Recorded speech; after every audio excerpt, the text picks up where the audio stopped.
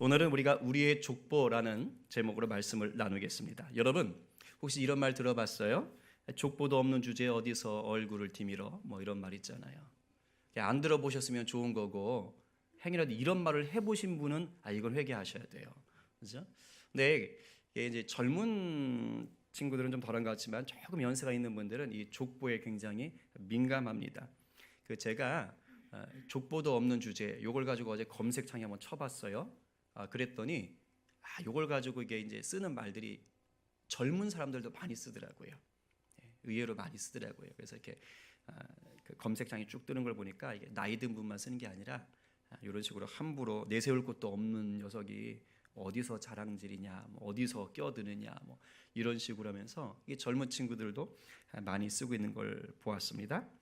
여러분 어떠세요? 여러분들은 내세울 만한 족보가 있으세요? 갑자기 목이 힘들어가는 분들도 있어요. 여기 족보 어때요? 좀 족보 아십니까? 여기 있는 분들 중에 족보 없는 분 없지요? 다 있지요? 은혜인 줄 아세요. 여러분들 아마 17세기에 태어났으면 이 중에 절반은 족보가 없습니다. 아셨어요? 이게 지금 족보가 있다는 건 은혜인 줄 아세요. 여기는 뭐 저를 비롯해서 모두가 족보가 있습니다. 그 한 성씨 안에도 본관이 여럿이 있죠. 그래서 족보가 복잡해요. 성씨 하나에도. 예를 들면 우리나라에서 제일 많다는 김씨만 해도 그 김씨 안에 뭐 김해 김씨, 경주 김씨, 뭐 안동 김씨, 강릉 김씨, 뭐 순천 김씨 또 있나요? 제가 빼먹은 거 김씨. 광산 김씨 맞죠? 광산 김씨도 있어요. 여기 써놨는데. 하여튼 많아요. 제가 처음에는 설교 원고에 우리 교회 성도들 성을 다 집어넣고 대충 찍어가지고 막 했어요. 그래가지고 뭐 제주 고씨도 있고 뭐 창녕 한씨 뭐 나름대로 막 찍어보기도 했는데 그랬다 또 시험 들 분 있을 것 같아가지고 다 지우고 이렇게 했습니다. 하여튼 복잡합니다. 아마 우리들 중에 내가 속한 족보가 왕족이나 귀족 가문이라고 양반 가문이라고 자부심을 갖는 분이 있을 수도 있어요. 뭐 김씨, 입씨, 박씨. 괜히 이제 이렇게 좀 이렇게 족보 얘기하니까 어깨 힘들어가가지고 오늘 목사님 오늘 좀 좋은 말씀 하시나 이렇게 해서 이런 분이 있을 수도 있습니다. 또 어떤 분들은 반대로 이거 내세울 만한 족보가 없어요. 뭐 그닥의 시조를 찾아봐도 변변하지 않은 것 같고 그래가지고 약간 이 족보라는 거 얘기할 때부터 좀 이렇게 자존감이 살짝 흔들리는 분이 있을 수도 있습니다. 네, 결론부터 말하면요, 여러분 다 부질없습니다. 그래서 좀 전에도 얼핏 제가 힌트를 드렸는데요. 우리나라의 족보가 만들어지기 시작한 건 15세기 때부터예요. 그러니까 조선 초기죠. 뭐 세종대쯤 되겠죠. 그러니까 그 전까지는 거의 족보란 개념이 없었어요. 여러분들이 알고 있는 성씨가 나타나는 것도 신라 시대가 지나서입니다. 그리고 17세기 조선 중기 정도 되면 인구의 절반은 족보가 없었어요. 그리고 40%는 천민이었습니다. 천민은 족보가 없죠. 그러다가 오늘날 누군지 모르지만 이 중에 절반이 족보를 갖게 된 이유는 뭐냐? 조선 후기가 되면 평민들이 돈을 법니다. 그리고 이제 군대 가기 싫어가지고 양반은 군대를 안 가잖아요. 그래가지고 족보를 사는 거예요.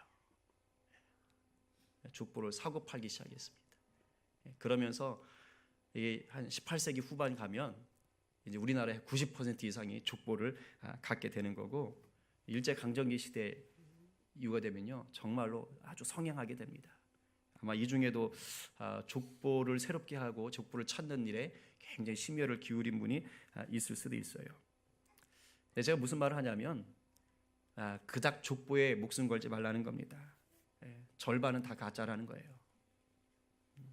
실제로 왕족이니 귀족이니 양반이니 하는 분들도 죄송하지만 아닐 수도 있어요. 그러나 죄송하지만 어느 순간 슬쩍 그 가문으로 끼어 들어갔을 수도 있습니다. 이게 실제로 이게 그 족보 전문가가 하는 얘기입니다. 제 얘기가 아니고.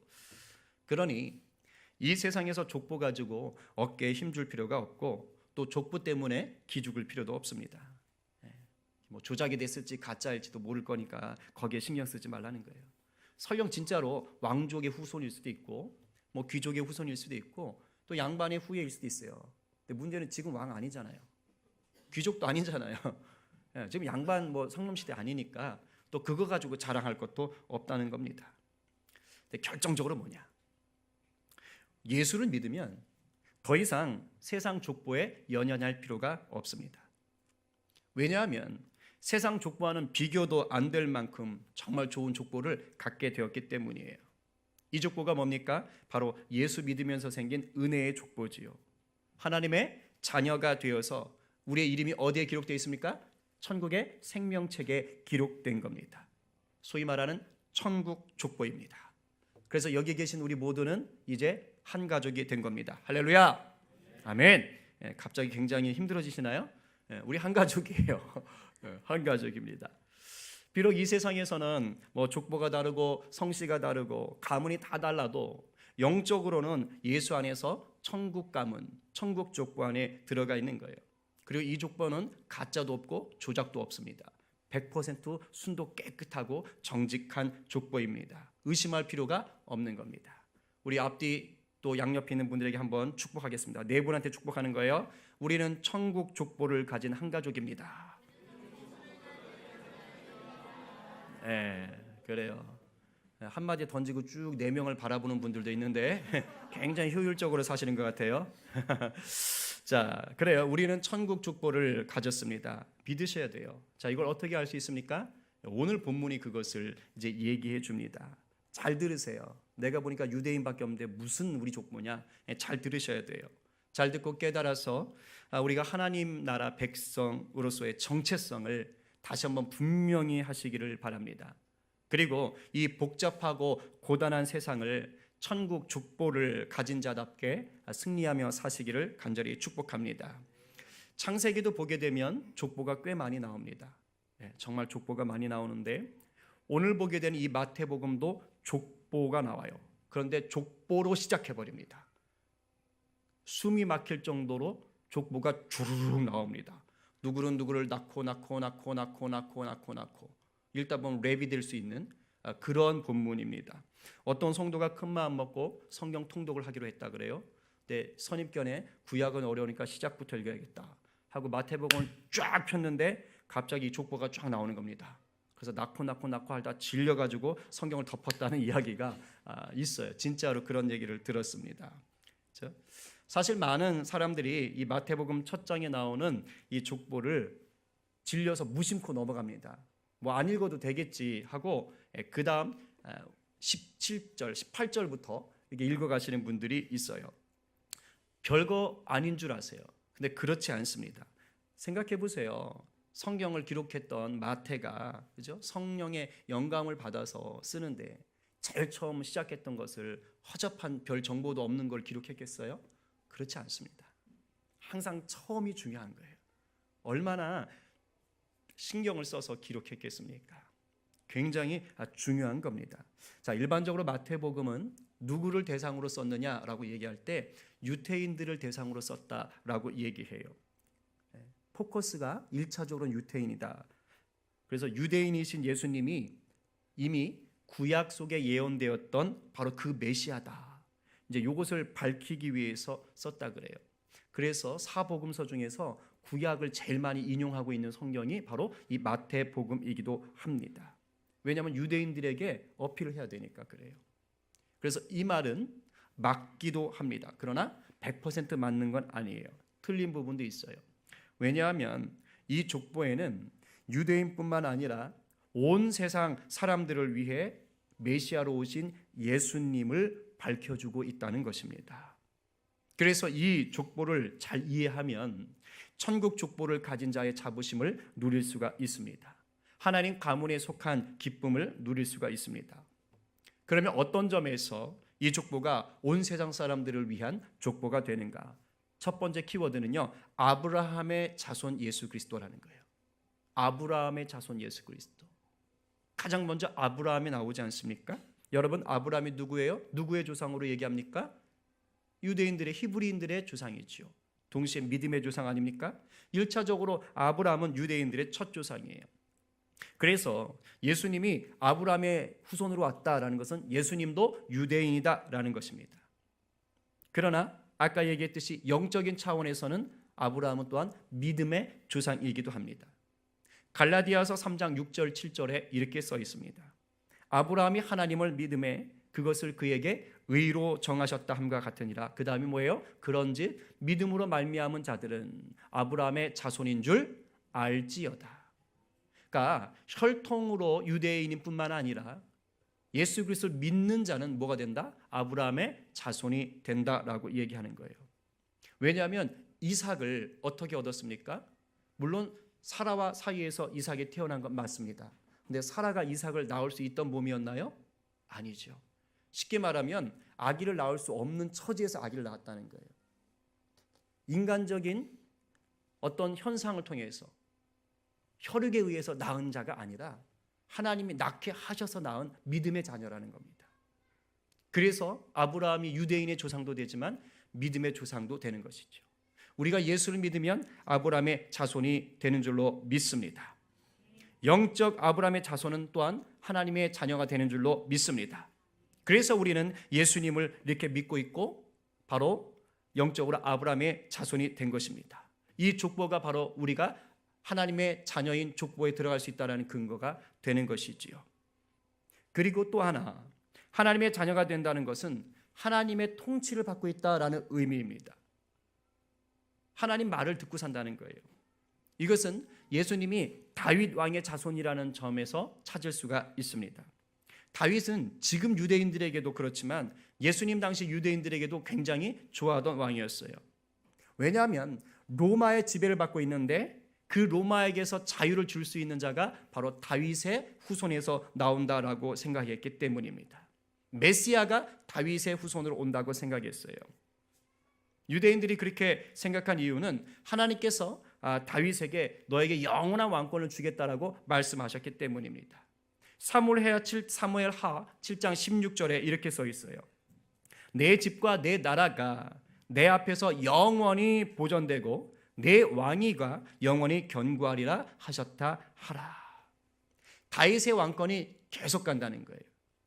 마태는 바로 이 그리스도가 다름 아니라 예수님인 것을 보여주고 이 다윗의 후손으로 오신 예수 그리스도가 하나님이 주신 왕권을 가지고 있다, 이렇게 얘기하고 있습니다. 족보에 나오는 이스라엘 왕들 중에서 유일하게 지금 왕이라는 칭호를 받은 자도 이 다윗밖에 없습니다. 6절에 다윗 왕 이렇게 돼 있죠. 여러 왕들이 있지만 다윗만 왕이라 그랬어요. 그리고 아까 17절에서도 읽었지만 모든 대수가 아브라함부터 다윗까지 몇 대요? 14대요. 다윗부터 바벨론으로 사로잡혀 갈 때까지 몇 대요? 14대요. 그리고 바벨론으로부터 사로잡혀 간 후 그리스도까지 14대라. 왜 14대로 묶었을까요? 신기하지 않으세요? 실제적으로는요, 이 안에 들어가야 될 사람들이 더 있습니다. 근데 뺀 거예요. 빼고 14명씩을 묶어놓은 겁니다. 왜냐하면 다윗을 강조하기 위해서입니다. 다윗이라는 이름을 히브리어는 숫자가 있습니다. 알파벳에. 근데 다윗이라는 이름을 숫자로 더하면 14가 나와요. 그래서 다윗을 강조하기 위해서, 하나님의 통치를 받는 자를 강조하기 위해서 지금 14대요, 14대요, 14대요라고 묶어놓은 것입니다. 왜 이렇게 다윗을 중심으로 기록했는가? 그만큼 하나님의 통치, 하나님의 나라가 중요하기 때문이에요. 결국엔 예수님께서 아브라함과 다윗의 자손이라는 것은 뭐냐? 예수님이 온 열방을 품을 수 있는 하나님의 통치를 완성하신 분이다, 이 말입니다. 그래서 예수님을 구주로 영접하는 모든 자는 하나님의 통치를 받는 하나님 나라의 백성이 된다는 말이에요. 자, 이제 지금부터 잘 들으셔야 돼요. 마태는 이 놀라운 사실을 이 족보에 드러난 5사람을 통해서 강조합니다. 그걸 찾아야 됩니다. 그들은 다름 아닌 여자들이에요. 여러분, 고대 근동에서 족보에 여자들 이름을 넣지 않았습니다. 남성 중심의 사회였어요. 그런데 지금 이 족보에 보면 여자들 이름이 있어요. 누가복음에도 족보가 나오거든요. 근데 거기에는 여자들 이름이 없어요. 왜? 당시에 그냥 문화적인 현상을 넣었기 때문이죠. 여기인데 마태가 일부러 여자들의 이름을 넣었습니다. 한 사람도 아니고 무려 5사람이에요. 이게 굉장히 중요하게 봐야 됩니다. 왜냐하면 마태는 유대인뿐만 아니라 세상의 모든 자를 구원하시려는 그 하나님의 특별한 은혜가 바로 이 5 여자들을 통해서 드러나고 있다고 얘기하고 싶은 겁니다. 그러면 이 5 여자들을 기록한 데서 드러나는 이 하나님의 은혜가 뭐냐? 자, 첫 번째는 비주류를 주류가 되게 하신다라는 거예요. 아웃사이더가 인사이더가 되는 거예요. 핵심적인 사람들이 되게 하는 것입니다. 여러분, 이 5명의 여자들 중에서 마리아를 제외한 나머지 4명은요 이방인이에요. 모르셨죠? 이방인들입니다. 다말은 아람 사람이에요. 라합은 가나안 여자죠. 룻은 모압 출신입니다. 자, 우리아의 아내는요 이름은 없어요. 밧세바지요. 그런데 우리아의 아내라고 얘기한 이유가 있어요. 우리아가 이스라엘 사람이 아니에요. 헷 사람입니다. 달리 말하면 이 밧세바 역시 헷 사람, 헷 족속 여자라는 것을 의도적으로 얘기해 주는 겁니다. 그런데 이스라엘 사람들이 이방인들을 좋아했을까요? 싫어했을까요? 싫어했습니다. 왜냐하면 이스라엘은 자기들만 하나님의 백성이라고 생각했어요. 특권 의식이 있었어요. 그리고 이방인들은 하나님이 버렸다라고 생각을 했습니다. 그러니까 유대인 입장에서 볼 때, 이스라엘 사람들 입장에서 볼 때 이방인들은 비주류예요. 어디 잡것이, 어디 족보도 없는 것이, 이렇게 얘기할 수 있는 자들입니다. 마태복음이 유대인들을 대상으로 쓴 복음서라고 제가 얘기했지요. 그럼 한번 생각해 보세요. 유대인들이 지금 이 성경을 읽게 되는 거예요. 이 복음서를 딱 읽을 때 첫 장부터 족보를 딱 보게 되는 거예요. 유대인들이 족보를 중요시 여깁니다. 그래서 꼼꼼히 읽어요. 우리처럼 대충대충 읽지 않습니다. 넘어가지 않아요. 하나하나 다 봐요. 아브라함 할렐루야 하면서 읽기 시작했어요. 다윗 할렐루야. 근데 6절까지 읽었는데 웬 여자들이 나오는 거예요. 이 뭐야? 그런데 그 여자들이 다 이방인인 겁니다. 놀랐을까요? 안 놀랐을까요? 깜짝 놀랍니다. 생각지도 못한 이름들이 들어가 있는 거예요. 더군다나 이 여인들이 이스라엘 역사 속에서 중요한 시기를 다 담당하고 있어요. 다말은 어느 시대 여자입니까? 족장 시대예요. 아브람, 이삭, 야곱, 이 족장 시대의 여자라는 거예요. 라합은 어느 시대 여자예요? 하나님 주신 땅 가나안 땅으로 들어갈 때 바로 가나안 시대를 얘기하는 거예요. 가나안 정복 시대. 룻은 어느 시대입니까? 사사시대. 역사의 암흑기 속에서 하나님이 소망의 빛을 두는 바로 그 지점 룻. 이 사사시대를 담당하고 있어요. 우리아의 아내 밧세바는 어느 시대입니까? 다윗 왕국 시대입니다. 바로 역사의 중요한 시기들을 이방 여자들이 떡하니 들어와서 중요한 역할을 하고 있는 거예요. 유대인들이 이걸 딱 보면 뭐야 이건? 깜짝 놀랄 수밖에 없는 겁니다. 유대인들이 무슨 생각을 했을까요? 오늘 이것이 우리에게 주는 메시지가 뭡니까? 세상에서 비주류 취급받는다고 주눅들지 말라는 거예요. 왜냐하면 이미 우리는 천국 족보에 이름을 올렸다는 거예요. 천국 족보에는 주류나 비주류가 없습니다. 모두가 예수 그리스도를 우리 주님으로 따르는 주류만 있는 거예요. 주님의 부류들만 있는 겁니다. 그리고 천국 족보에 올라간 자들은 예수의 사랑으로 이 세상을 놀라게 할 수 있는 능력을 가진 자들인 줄로 믿습니다. 그 자격이 우리 가운데 부어진 것입니다. 그렇기 때문에 여기 있는 우리 모두가 어떤 상황, 어떤 환경에 처해 있든지 상관이 없습니다. 하나님께서 쓰시면 능히 세상을 흔들어 놓을 수 있는 자가 되는 줄로 믿습니다. 이것을 믿고 말씀대로 사시면 그 자리에 하나님 나라가 선포됩니다. 그러면 이 세상의 주류들을 부끄럽게 만들 수 있는 자가 되는 거예요. 우리 다시 한번 믿음으로 옆에 분들을 축복하겠습니다. 당신은 주님과 함께 천국의 주류입니다. 이 은혜가 우리 가운데 넘쳐나기를 간절히 축복합니다. 아멘. 얼굴 표정 좀 펴세요. 천국 주류입니다. 아셨어요? 자, 두 번째 더 중요한 게 있습니다. 뭡니까? 세상적인 수치를 영광으로 바꾸시는 겁니다. 세상적인 수치를 영광으로 바꾼다. 이 5 여자들은 세상적으로 비난받을 만한 상황에 놓여 있던 자들이에요. 당시의 시각으로 보면 손가락질 받거나 돌에 맞아 죽을 수 있는 자들입니다. 그런데 그런 자들이 당당하게 메시아의 족보에 들어가 있는 겁니다. 3절에 언급된 다말이 누굽니까? 유다의 며느리예요. 야곱의 아들 유다의 며느리. 그런데 지금 이 며느리가 누구와 관계를 맺은 거예요? 시아버지와 관계를 맺어서 아기를 낳은 겁니다. 그것도 쌍둥이를.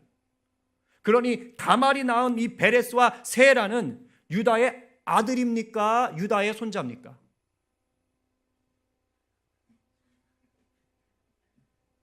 애매하죠? 유다의 아들이자 손자가 되는 거예요. 이 무슨 회개망측하고 천지가 개벽할 일입니까? 당시 유다 문화 속에서는요, 돌에 맞아 죽습니다. 그러나 이 일은요, 유다가 며느리에게 약속을 안 지켜서 일어난 일이에요. 유다가 실수한 겁니다. 그래서 나중에 유다가 창세기 38장 26절에서 다말을 보고 이렇게 얘기해요. 그는 나보다 옳도다. 내가 그를 내 아들 셀라에게 주지 아니하였기 때문이다. 자기가 잘못한 것을 시인합니다. 수치를 하나님이 바꾸시는 거예요. 그리고 5절에 기록된 라합은 누구예요? 잘 아시죠? 여리고성의 기생입니다. 다른 번역본에 보면 창녀라고 얘기하고 있어요. 지금도 그렇지만 그때도 창녀는 떳떳한 신분이 아닙니다. 부끄러운 신분이에요. 그리고 이제 여리고는 곧 어떤 땅이에요? 이스라엘에 의해서 정복당할 땅입니다. 하나님이 이렇게 말했어요. 여리고에 들어가면 다 죽여. 전멸시켜. 한 명도 남기지 마. 그러면 지금 이 기생 라합은 정상적으로 보면 죽을 여자입니다. 죽을 수밖에 없었어요. 그런데 이런 라합이 믿음으로 여호수아의 정탐꾼 2명을 숨겨주죠. 여리고 왕이 찾으러 왔을 때 숨겨줍니다. 믿음으로 숨겨준 거예요. 그 덕분에 목숨을 구합니다. 여호수아 6장 25절에 이렇게 얘기합니다. 같이 한번 읽어볼까요? 시작.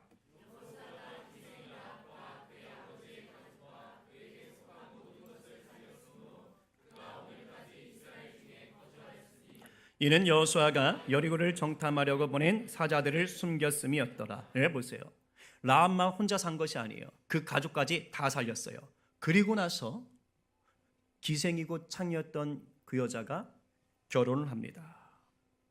믿음으로 하나님의 백성을 섬겼더니 이제는 이방 여인이 하나님의 백성이 되는 역사가 나타나요.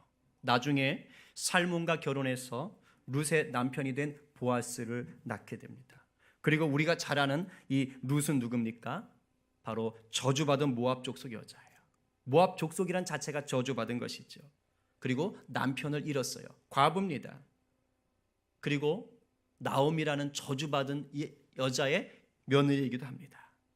당시 문화 속에서는 수치를 당할 수밖에 없었던 상황이에요. 그런데도 어머니 나오미를 따라서 이스라엘로 옵니다. 안 와도 되는데 와요. 뭐라고 고백했어요? 어머니의 백성이 나의 백성이 되고 어머니의 하나님이 나의 하나님이 되시리니. 이 룻기의 1장 16절의 고백을 하나님이 귀하게 받으셨어요. 그래서 룻은 얼마 뒤에 보아스와 결혼해서 다윗의 할아버지인 오벳을 낳게 됩니다. 놀라운 역사지요. 그리고 6절에 나오는 우리아의 아내 밧세바 누구예요? 당시 문화로 보면 간음한 여인입니다. 돌에 맞아 죽어야 돼요. 그런데 엄밀히 말하면 다윗이 왕이라는 권세를 이용해서 자기 부하 우리아에게서 빼앗은 여자예요. 강제적으로 빼앗은 겁니다. 이러나 저러나 수치스러운 인생이 될 수밖에 없었지요. 그러나 하나님께서 다윗의 회개를 받으시고 그에게 은혜를 베푸셨습니다. 그리하여 다윗의 많은 왕자들 중에서 다 제껴놓고 바로 이 밧세바의 아들인 솔로몬을 다윗의 후손 왕위를 물려주는 자로 삼게 됐죠. 예수님을 낳은 마리아는 어떻습니까? 요셉과 정혼한 사이였어요. 결혼한 건 아니고 일종의 약혼입니다. 정혼한 여자가 아기를 낳으면 부정한 여자가 됩니다. 결혼 전까지는 낳으면 안 돼요. 역시 돌 맞아 죽을 수 있었습니다. 그러나 성령께서 강권적으로 하신 그 위대한 일을 믿음으로 품었기 때문에 예수님의 육신의 어머니가 될 수가 있었습니다. 여러분, 수치스러울 수밖에 없는 삶을 가진 이 5명의 여인들이 메시아의 족보에 들어간 이유가 무엇이겠어요? 바로 메시아가 오셔서 하실 일이 이거라는 겁니다. 세상에서 제 아무리 수치스러운 인생일지라도 우리 구주 되신 예수님을 믿으면 대반전의 삶을 살 수 있다는 것입니다. 이게 바로 모든 인생들을 향한 하나님 아버지의 구원 계획입니다. 인간은 근본적으로 죄인입니다. 달리 말하면 수치스러울 수밖에 없는 인생이에요. 그런데 예수님께서 십자가 위에서 그 수치를 다 대신 담당하셨어요. 그리하여 예수님을 나의 왕, 나의 구주로 모시면 내 모든 수치를 은혜로 덮어주시는 겁니다. 혹시 우리들 가운데 자신의 삶 속에 수치스러운 과거가 있는 분들이 있어요? 지금 살아가는 내 삶이 사람들에게 손가락질 당할 만큼 막 수치스럽게 느껴지는 분들이 있으세요? 이 족보를 보시면서 강하고 담대하시고 자유하시기 바랍니다. 예수 안에 있는 자들에게는 결코 정죄함이 없습니다. 생명의 성령의 법이 죄와 사망의 법에서 이미 우리를 해방하신 줄로 믿으시기 바랍니다. 감히 누가 능히 하나님께서 택하신 자들을 고발하겠어요? 우리를 의롭다고 하신 분이 하나님이신데 감히 누가 우리를 정죄할 수가 있겠습니까? 로마서 8장 38절 39절 너무도 아름다운 선포가 있지요. 우리 한 목소리로 믿음으로 한번 선포하겠습니다. 시작. 내가 확신하노니 사망이나 생명이나 천사들이나 권세자들이나 현재일이나 장래일이나 능력이나 높음이나 깊음이나 다른 어떤 피조물이라도 우리를 우리 주 그리스도 예수 안에 있는 하나님의 사랑에서 끊을 수 없으리라. 아멘. 그렇습니다. 십자가의 사랑은 오늘도 내일도 영원토록 우리를 하나님의 사랑 안에 거하게 하십니다. 그 사랑 안에서 우리의 모든 수치는 이미 깨끗하게 씻기고 지워진 줄로 믿습니다. 이제는 자신의 인생을 수치스럽게 여기는 자들을 살리는 일에 하나님은 우리를 사용하기 원하시는 거예요. 예수님처럼 우리가 상처 입은 치유자가 되기를 바라십니다. 이게 바로 우리를 천국 족보에 올려주신 이유입니다. 여러분, 우리 모두는 이방인이고 수치스러운 자들이었어요. 그러나 예수 십자가의 은혜가 우리 인생을 새롭게 했습니다. 아브라함을 통해서 약속하신 온 세상 구원의 복이 예수님을 통해서 우리에게 임했습니다. 다윗을 통해 드러내신 하나님의 통치가 예수님을 통해 우리 안에 흐르는 줄로 믿습니다. 그리고 이제 우리를 통하여서 하나님의 나라를 확장해 가시는 줄로 믿습니다. 메마르고 어두운 이 땅에서 생수 되신 예수님, 빛 되신 예수님을 증거하는 작은 예수가 되시기를 간절히 축원합니다. 우리 성님의 가족들 모두가 천국의 족보를 가지고 이 세상을 이기며 사시는 예수의 사람 되시기를 간절히 축원합니다.